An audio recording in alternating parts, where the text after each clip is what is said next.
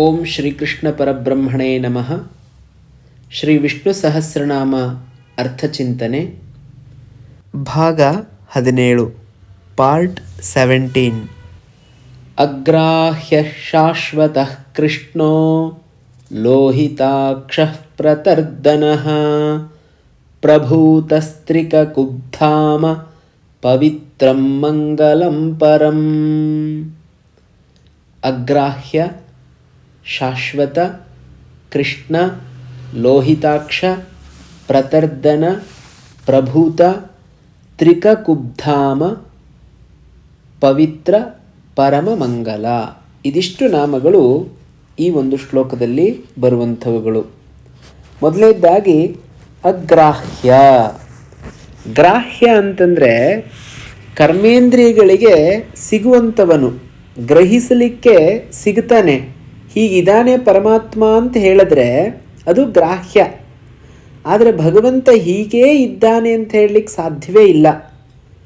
ಆದ್ದರಿಂದ ಅಗ್ರಾಹ್ಯ, ಕರ್ಮೇಂದ್ರಿಯಗಳಿಗೆ ಸಿಗುವುದಿಲ್ಲ ಅವನು. ಅನಂತರ ಇದಕ್ಕೆ ಒಂದು ಉದಾಹರಣೆ ಬರುತ್ತೆ. ಯತೋ ವಾಚೋ ನಿವರ್ತಂತೆ ಅಪ್ರಾಪ್ಯ ಮನಸಾ ಸಹ. ತೈತ್ರಿಯ ಉಪನಿಷತ್ ಹೇಳುತ್ತೆ, ಮಾತಿನಿಂದ ವರ್ಣನೆ ಮಾಡಲಿಕ್ಕೆ ಹೋದರೆ ಮಾತು ನಿಂತು ಹೋಗುತ್ತೆ, ಮನಸ್ಸಿನಿಂದ ಚಿಂತನೆ ಮಾಡಲಿಕ್ಕೆ ಹೋದರೆ ಮನಸ್ಸು ನಿಂತು ಹೋಗುತ್ತೆ. ಯಾಕಂದರೆ ಮನಸ್ಸಿಗೂ ಮಾತಿಗೂ ಆ ಭಗವಂತ ಸಿಗುವವನಲ್ಲ. ಆದ್ದರಿಂದ ಅವನು ಅಪ್ರಾಪ್ಯ, ಅಗ್ರಾಹ್ಯ, ಗ್ರಹಿಸಲಿಕ್ಕೆ ಆಗದೇ ಇರುವಂಥವನು. ಆದರೆ ಅವನು ಎಲ್ಲ ಕಾಲದಲ್ಲೂ ಇರ್ತಾನೆ. ಅದನ್ನು ಇದ್ದಾನೆ ಅಂತ ಹೇಳೋದಕ್ಕೆ ಮುಂದಿನ ನಾಮ ಶಾಶ್ವತಃ. ಯಾವಾಗಲೂ ಆ ಭಗವಂತ ಇದ್ದೇ ಇರ್ತಾನೆ. ಉದಾಹರಣೆಗೆ ಗಾಳಿ.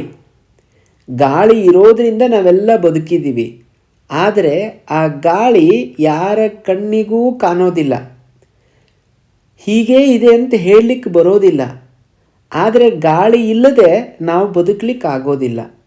ಅದೇ ಥರ ಭಗವಂತ ಹೀಗೇ ಇದ್ದಾನೆ ಅಂತ ಹೇಳಲಿಕ್ಕಾಗೋದಿಲ್ಲ. ಇರುವುದಂತೂ ಸತ್ಯ.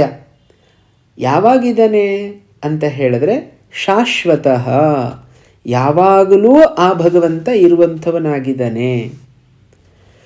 ಅವನಿಗೊಂದು ನಾಮ ಅಂತ ಇದ್ದರೆ ಅದು ಕೃಷ್ಣ ಅಂತ. ಕೃಷ್ಣ ಅಂದರೆ ಏನು ಅಂತ ಹೇಳಿದ್ರೆ ಆಕರ್ಷಿಸುವವನು ಅಂತ ಅರ್ಥ. ಎಲ್ಲರನ್ನೂ ಆಕರ್ಷಿಸುವವನು. ಎಲ್ಲರನ್ನ ಯಾಕೆ ಅವನು ಆಕರ್ಷಿಸ್ತಾನೆ ಅಂತ ಹೇಳಿದ್ರೆ ಅವನು ಆತ್ಮಸ್ವರೂಪ. ನಾವೆಲ್ಲರೂ ಆತ್ಮಸ್ವರೂಪಿಗಳು.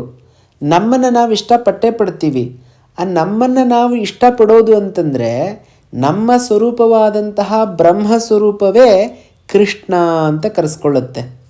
ಇದರಲ್ಲಿ 2 ಶಬ್ದ, 2 ಅಕ್ಷರಗಳನ್ನು ನಾವು ನೋಡಬಹುದು. ಕೃಷ್ ಎನ್ನುವಂತಹ ಧಾತು, ಕೃಷ್ ಎನ್ನುವಂತಹ ಶಬ್ದ ಇದೆಯಲ್ಲ, ಇದರ ಅರ್ಥ ಇರೋದು ಅಂತ ಅರ್ಥ. ಮತ್ತು ಇದಕ್ಕೆ ಣ ಅಂತ ಒಂದು ಅಕ್ಷರವನ್ನು ಸೇರಿಸಿದ್ದೀವಿ, ಕೃಷ್ಣ ಅಂತ. ಆ ಣ ಅನ್ನುವಂತಹ ಅಕ್ಷರಕ್ಕೆ ಆನಂದ ಅಂತ ಅರ್ಥ ಇದೆ.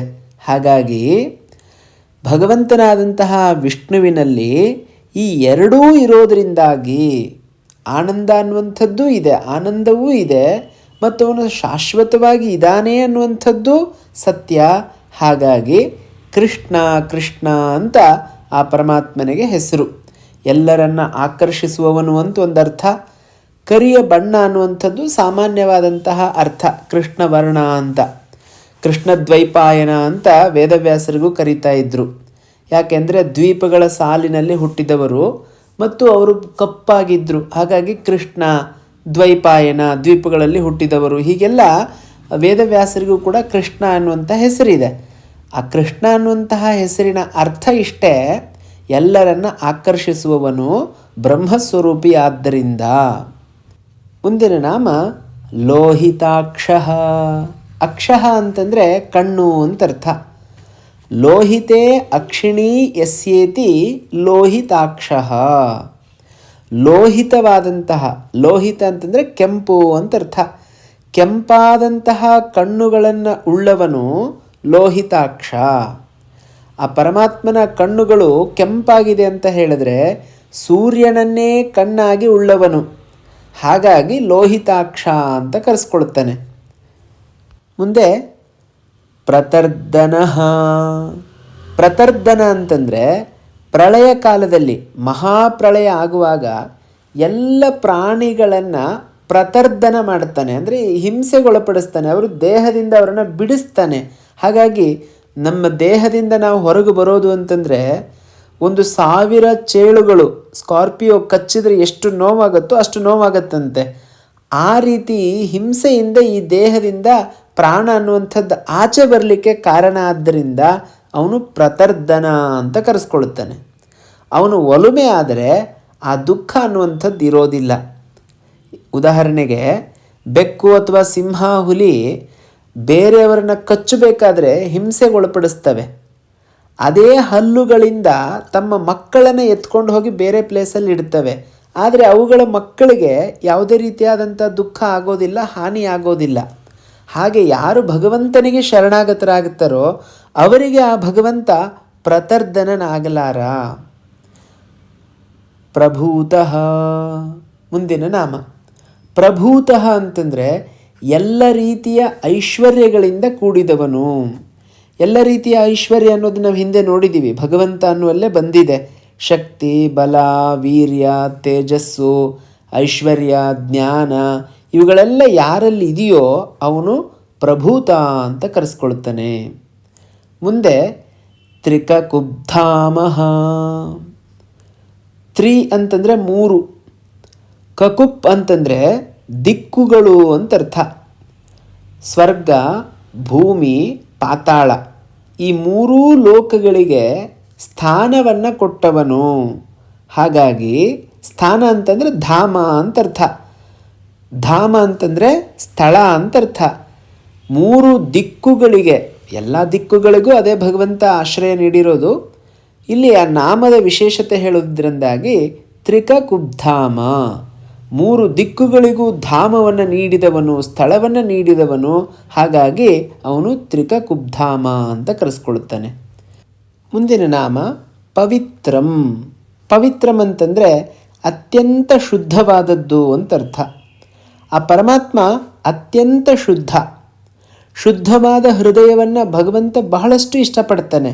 ಹಾಗಾಗಿ ಯಾರ ನಾಮಸ್ಮರಣೆಯಿಂದ ನಾವು ಶುದ್ಧರಾಗ್ತೀವೋ, ಯಾವ ಭಗವಂತನ ಸಾನ್ನಿಧ್ಯದಿಂದ ಎಲ್ಲವೂ ಪವಿತ್ರವಾಗುತ್ತೋ ಅಂತಹ ಭಗವಂತನೇ ಪವಿತ್ರಂ ಅಂತ ಕರೆಸ್ಕೊಳ್ತಾನೆ.